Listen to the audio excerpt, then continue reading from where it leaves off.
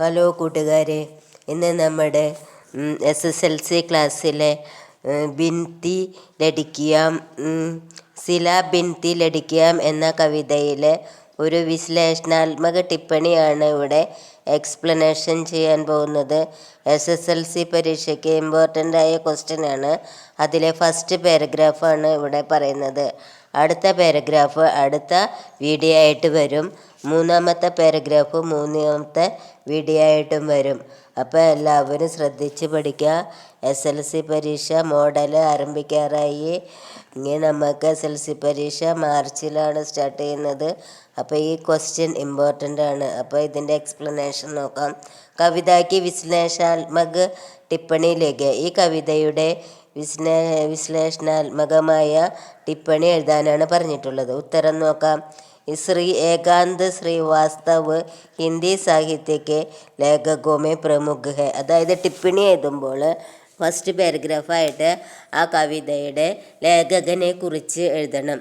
അപ്പോൾ നമ്മുടെ ഈ സില ബിൻതി ലടിക്കിയാം എന്ന കവിതയിലെ ലേഖകൻ ആരാണ്? ശ്രീ ഏകാന്ത് ശ്രീവാസ്തവാണ്. അദ്ദേഹം ഹിന്ദി സാഹിത്യക്ക് ലേഖകോമേ പ്രമുഖ് ഹെ. ലേഖകന്മാരിൽ ഒരു പ്രമുഖമായ വ്യക്തിയാണ് ഹിന്ദി സാഹിത്യത്തിൽ. എന്നാര്? ശ്രീകാന്ത് വാസ്തവ്, ഏകാന്ത് ശ്രീവാസ്തവ് കേട്ടോ. അപ്പോൾ അടുത്ത സെൻറ്റൻസ് നോക്കാം. ഉन्होंने कविता निबंध ആലോചന आदि के क्षेत्र में अपनी क्षमता दिखाया है. അദ്ദേഹം കവിതകളിലും നിബന്ധകളിലും ആലോചന മുതലായ മണ്ഡലങ്ങളിൽ, ക്ഷേത്രം എന്ന് വെച്ചാൽ മണ്ഡലങ്ങളിൽ, അപ്പനി ക്ഷമത ദിഗായ ഹെ, അദ്ദേഹത്തിൻ്റെ കഴിവ് കാണിച്ചിട്ടുണ്ടെന്ന്. അടുത്ത സെൻറ്റൻസ് നോക്കാം. അനേക പുരസ്കാരവും സേവേ സമ്മാനിത് ഹെ.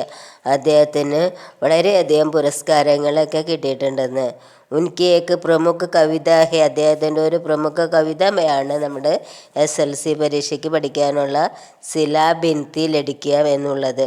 അപ്പോൾ പ്രസ്തുത കവിത में आजीविका के लिए संघर्ष करने वाली लड़कियों का चित्रण है. അപ്പോൾ ഈ തയ്യാറാക്കിയിട്ടുള്ള കവിതയുടെ സാരാംശം എന്താണ്? ആജീവിക കേലി, ജീവിതത്തിന് വേണ്ടി സംഘർഷം ചെലുത്തി വരുന്ന ആ പെൺകുട്ടികളുടെ ഒരു ചിത്രീകരണമാണ് ഈ കവിതയിലുള്ളതെന്ന്. അടുത്ത പാരഗ്രാഫ് അടുത്ത വീഡിയോ ആയിട്ട് വരുന്നതാണ്. അപ്പോൾ എല്ലാവരും 2-3 വീഡിയോ ആയിട്ട് ഇടുക. അപ്പോൾ SLC കുട്ടികൾ പ്രത്യേകം ശ്രദ്ധിക്കുക. ഇമ്പോർട്ടൻ്റ് ക്വസ്റ്റ്യൻ ആണ്. അപ്പോൾ എല്ലാവർക്കും ഷെയർ ചെയ്ത് കൊടുക്കാം.